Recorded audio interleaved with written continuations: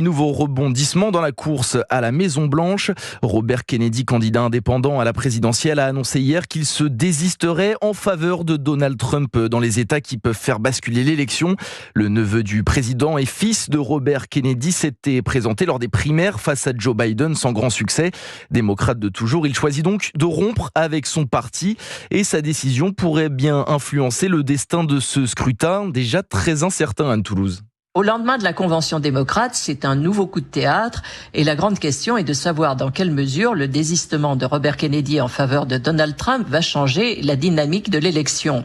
Sur le papier, ces voix effacent l'avantage de Kamala Harris. Les derniers sondages lui donnaient 4% d'intention de vote nationalement et entre 2 et 5% dans des États qui sont la clé de l'élection, comme le Michigan, l'Arizona ou la Pennsylvanie.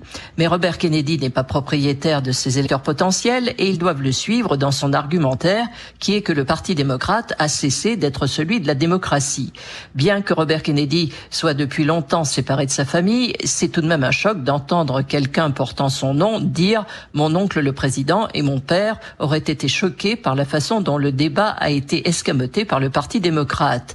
Il a quelques raisons de s'en plaindre, puisque celui-ci a tout fait pour lui barrer la route et a attaqué en justice à plusieurs reprises ses démarches pour être candidat, ce qui lui donne un sentiment de proximité avec Donald Trump. Anne Toulouse, correspondante pour Europe 1 à Washington.